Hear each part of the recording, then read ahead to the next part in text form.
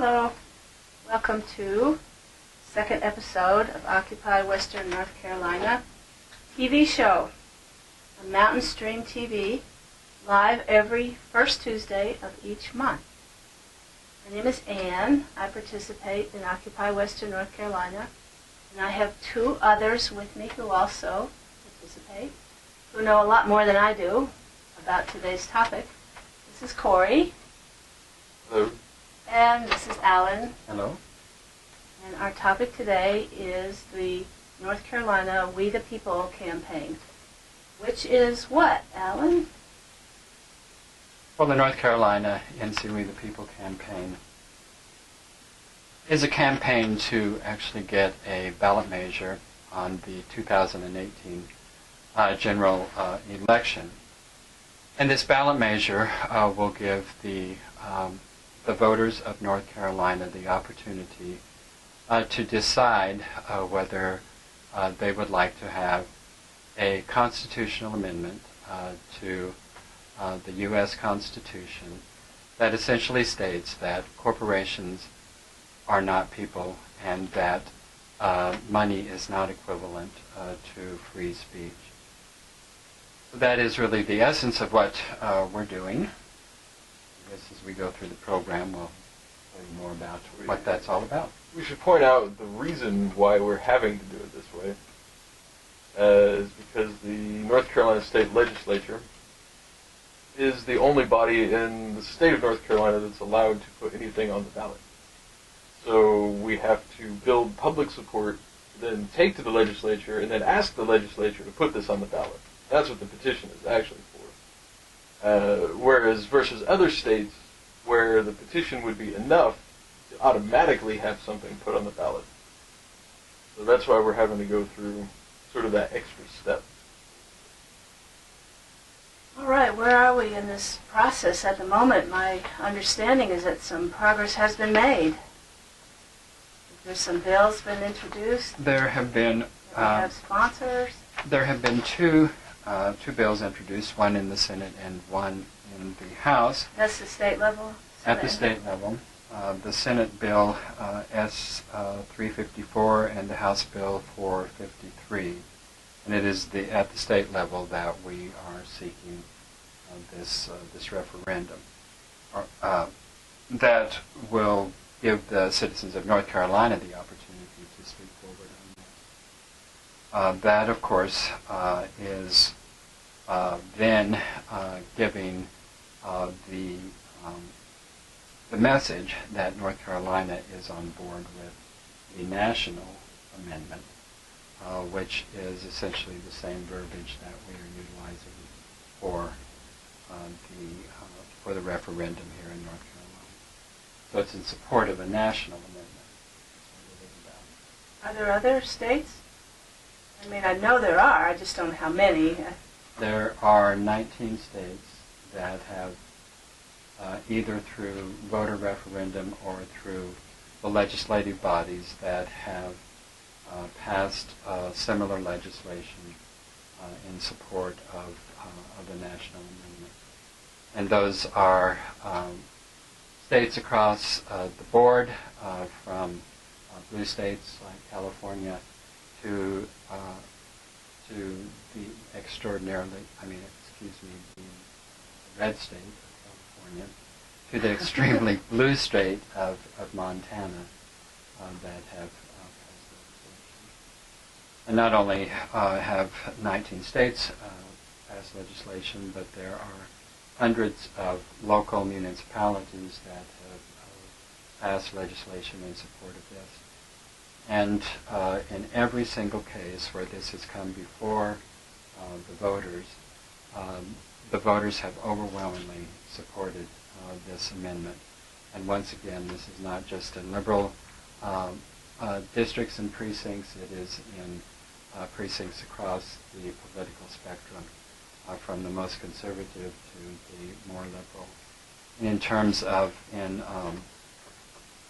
in Colorado, this came before the voters, and in El Paso County, the primary paper of that town was advocating strongly against the passage of this amendment, and even with the paper advocating,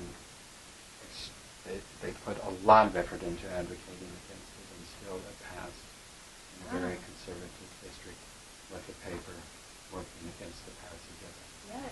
So when this comes before the people, there is little question that people know that corporations are not people. And the fact that we have a legal system that supports them as people, we humans understand that is problematic, and that's why it is so popular amongst people. So when did they start happening? I mean, corporations, from my perspective, have been around forever. I know that's not true. I mean, you could say the modern corporation evolved over time, right, as a reaction to changing economic situations. Right, and it's more of a method of protection, right, for a business or for a group of people or for a collection of resources. So a corporation is a legal document, more or less, right, and it's sort of or a legal framework, series of documents, right, that bring people together, form an organization, and then they can then utilize their combined resources to do specific tasks. So this is where it gets a little hinky when they started saying corporation, yes, hinky, because some clever lawyer at some point decided that, well, you know, maybe we could label this as a single entity. So right? Corporate personhood? So corporate personhood became a thing because, I think more because lawyers realized that that would allow corporations to exploit loopholes of laws. Specifically, the most common one, of course, is campaign donation laws, right? So corporations are able to donate to super PACs and individual campaigns as if they were people, when a corporation itself is actually not a person, but a collection of people instead. Well, how did corporate personhood get into the... Well, corporations have been around a long time. I'm not sure when the modern corporation was really first came into being, but I think it was back in the 1600s. But certainly corporations were well utilized in Britain before the colonial period. If you remember, it was the Chesapeake Bay Company who first began settling North America, or at least the British North America. And so corporations have had a long history in the United States, even pre-colonial times, but certainly they played a very significant role during colonial times. So it wasn't just the Chesapeake Bay Company that incorporated to take property from Native Americans, but it was utilized extensively for the formation of the colonies. North Carolina was actually a corporation, and it essentially functioned as a corporation. And if you remember the Boston Tea Party, that was... I remember it like it was yesterday. The Boston Tea Party was actually a rebellion against the West Indies trading company, and that whole affair was not really so much about taxation, but it was unequal taxation, where British corporations were getting favoritism over colonial corporations and companies. Isn't that what's happening today? Big corporations are making big donations to politicians, and they're getting favorable taxation, and well, Shazam. And so corporations were well known to the colonialists. And as our founding fathers had gained independence and were establishing our nation's documents, you will notice that they do not mention corporations in the Constitution. Right. They allocated the control of corporations to states. And in the early years of our nation, corporations had a lot of limitations on them because as colonists, they saw the power of corporations to control people, and they didn't want that. And so they allocated it to the states, and in the early days of the country, corporations had a specific death period, essentially. They expired. They expired, and they had to be renewed. And oftentimes, corporations were for specific projects. And when a project was completed, the corporation automatically died. Is North Carolina still a corporation? No. No, I'm just curious. That was all of that. That was before it was a state. That was before, before it was a state. That was before, Okay. before the Revolutionary War there. North Carolina wasn't the only corporation. So that changed, and corporations became people at some point. That changed. It was a gradual thing. Certainly it wasn't an immediate thing. But through the corporations started gaining a lot of power during the Civil War, naturally. Lots of money pours into the military. Or the war between the states, depending on your opinion. The war between the states, yes. And so the railroads in particular gained a lot of wealth and power during that time. And then we see that first case that was in 1886. No, what was it? I forget. Can't remember the dates here. Well, it was around that time. Yeah, 1886 was the Santa Clara County versus the Southern Pacific Railroad. And that was the property rights one? that was the property rights one in conjunction with a dispute between the county and the railroad. And the attorneys arguing the case for Southern Pacific Railroad based the right of Southern Pacific Railroad upon the equal protection from the 14th Amendment. And which, of course, we know the 14th Amendment was the Equal Protection Amendment, and its intent was to give the freed slaves, or male freed slaves anyway. Male freed slaves. Right, this was before women's Let's make suffrage. this straight. Equal protection under the law. And so, with that ruling and that concept of corporate personhood became a legal entity, and that court case has been used as a precedent since that time. And we could go through the history of all of the hundreds and hundreds of cases that have come before the courts where personhood has been utilized, but that certainly was the beginning.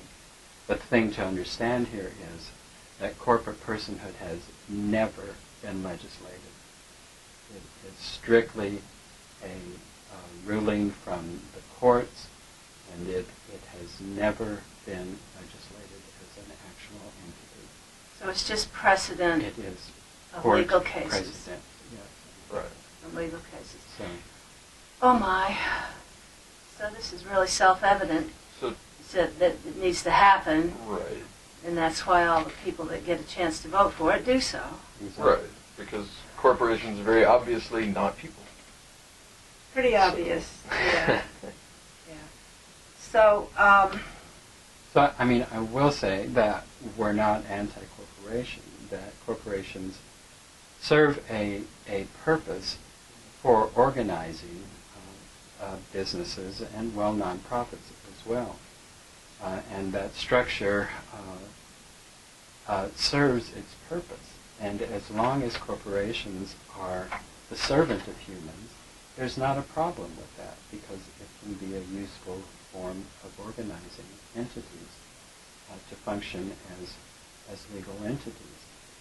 But the problem is when the corporation becomes a person, it is no longer subservient to humans. It actually becomes the slave master of humans, and humans become the slave of the corporation. Like a juggernaut. Yes, exactly. And since 1886, it has just grown and magnified to the point that corporations control all aspects of our life, and corporations have no soul. They have no. Well, I don't think people have a soul either. So they have. That's a silly argument. I was going to ask you. Excuse me, Alan. I'm going to go ahead. And they have no conscience. The purpose of a business corporation is to make money and to satisfy the needs of their stockholders. And so, with that as the bottom line of everything, they destroy environments, they can destroy well-being of humans, they can do whatever they want and they need to do in order to satisfy that bottom line. So I meant to ask Corey what the specific problems are with corporations having the power they do. What does that matter to me personally in my day-to-day life? What might be a bad effect that I would experience, or you?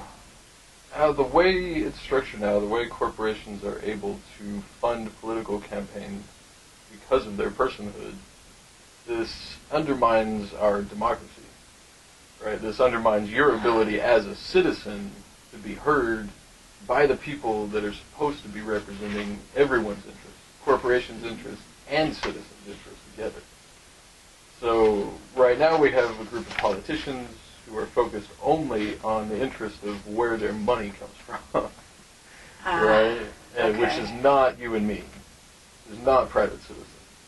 But I vote. You can vote all you want, but you don't vote with your money, because money is free speech. No, it's not. As a legal precedent, money is free speech.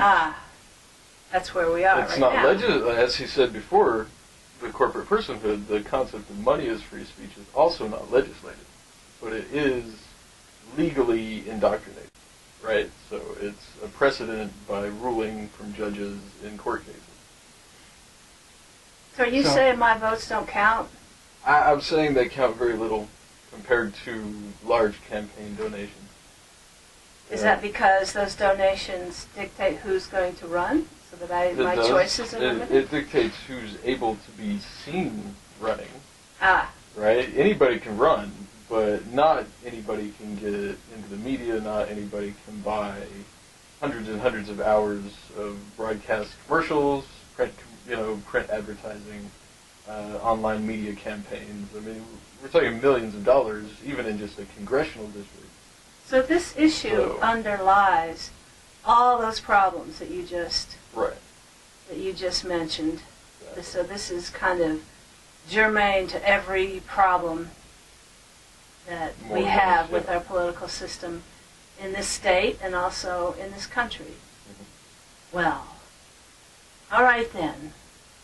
So it, in terms of specifically what difference does it make to you? It makes a difference to you in whether or not you have clean drinking water. I mean, you can just look at Detroit. They still do not have clean drinking water. And certainly the citizens in Detroit have a vote, but you can see how little that vote has counted to them. They still have toxic water, and they still have lead in their water. Mm-hmm. And they had lead in their water for years before it came to light that there was lead there. There are children who are brain damaged because of lead in their water, because corporations were controlling the legislative process in Michigan and Detroit, and they ended up with poisoned water. That could happen here in North Carolina. there certainly has been a lot of effort from our legislators, who we supposedly vote in, but it is actually our legislators have been bought and paid for, and they have been attempting to frack here in western North Carolina. Fortunately, all of the geological findings point to the fact that it would not be cost effective to do any fracking, so we have been saved from that. But there are still efforts going on throughout the state to frack here in North Carolina. And like the pipeline that's supposed to go through. And the pipeline that's going through the eastern part of our state. Of our state, going through pristine areas and fragile areas, estuaries, seashores that need protection, and they're not getting that protection because corporations have the money to buy our politicians. And you can present all of the evidence you want in terms of all of these things, and it doesn't matter. The legislatures cannot hear the voice of the people because the voice of the money from corporations is shouting out above the voice of the people continuously. So the reason they can do that is people die, and people can't take their wealth with them. Corporations never die.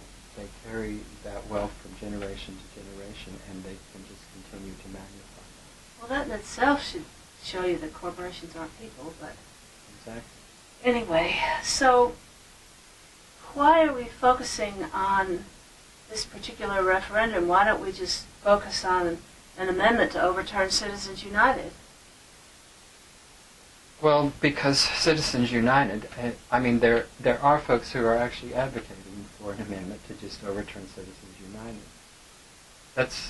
A lot of effort goes into an amendment. It's not an easy thing to get passed.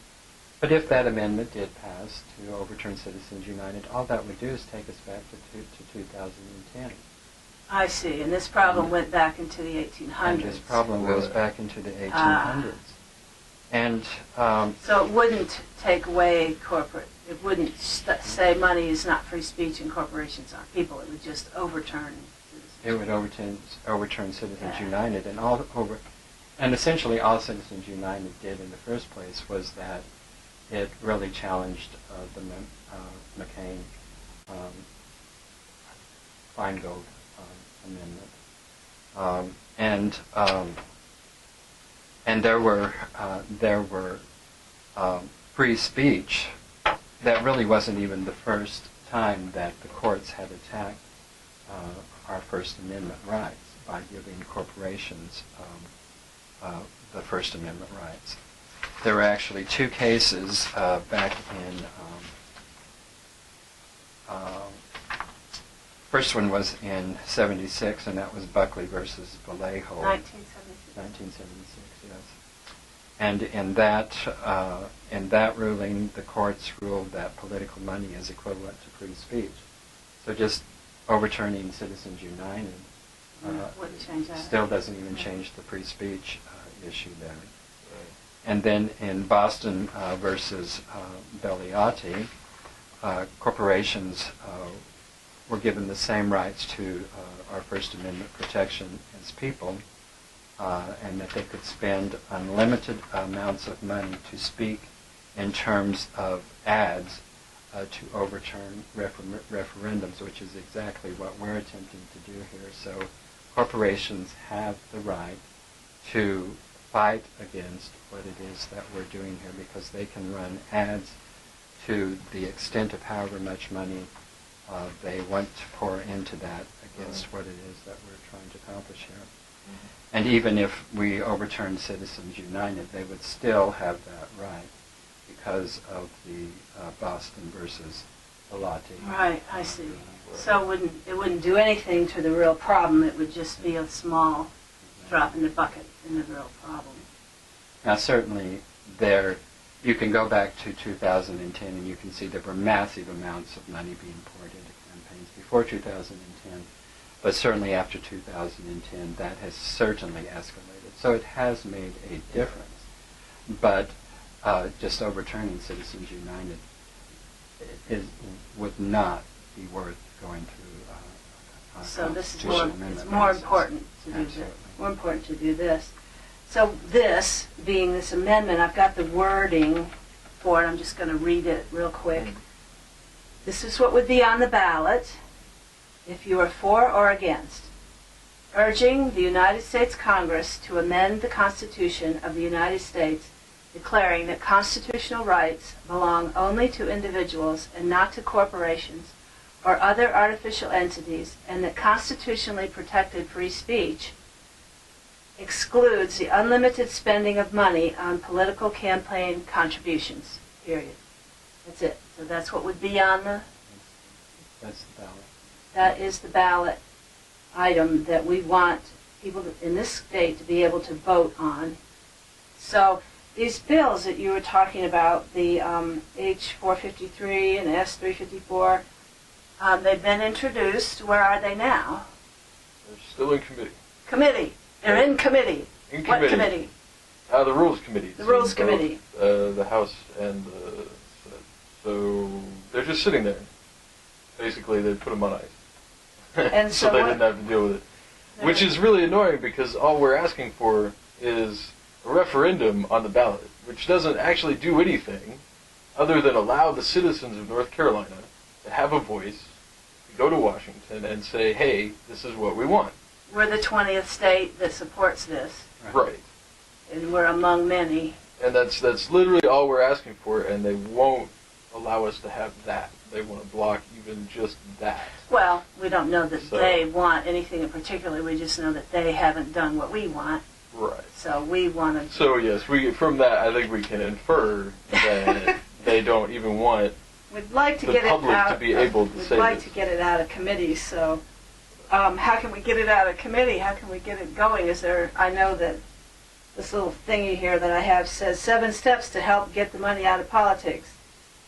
Yeah, so you can go to our website, which is ncwethepeople.org, and you can go to the Send a Message page on our website, and it will let you send a message to every member of both Rules Committees, the House and the Senate, the North Carolina State Legislature. And you can ask them to pass this bill onto the floor for a vote, so that we can hopefully then get a referendum on the ballot measure, which would then allow for everybody in the state of North Carolina to vote and be heard by Washington. So, You can also write letters and postcards and telephone calls to Governor Cooper and ask him to support this, because it would be great if he would get on board with this, considering his position at the moment. It would be good. So, oh my, this sounds really important. I'm so glad that you guys could be here, because you know so much more about it than I do. Have I missed anything? Is there anything else? Well, I mean, I would just mention the reason it's sitting in the Rules Committee instead of coming to the floor. I mean, you can see the graciousness of corporations and money in the political process. Because we're not asking these legislators to put any skin in the game. They have Right. to. They do not have to put anything on the line in order to put this back. So they don't have to jeopardize their They don't have to their jeopardize corporate contributions their corporate to their contributions. campaigns. They don't have to take a stand on it one way, shape, or form or the other. All we're asking them to do is put it on the ballot to let the people of North Carolina speak their voice. And they cannot do it because they know that if they put it on the ballot, they know what the people are going to say. And they don't want the people to have the voice. Yeah, they, meaning Meaning, them. the meaning, mysterious bunny-eared people. it's not the mysterious funny people. It's the people who are controlling the Right. Rules Committee. Yeah. It's the people in the Rules Committee Yes. currently. Yes. So write letters to them. Go to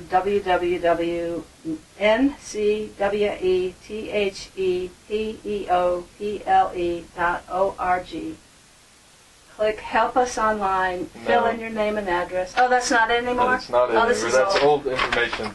Okay, do what he Send a says. message. The link is send a message. Do what he says. Click on send a message. It's like and it'll take you to a form, very quick form. You fill it out. It sends your message as an email to every member of both committees automatically. That's why we had you here today. Right. That's why we had the both of you. I don't know. Well, thank you for having us today, Anne. Thank you for showing up, and thank everybody for watching. And that's our show for today. Bye.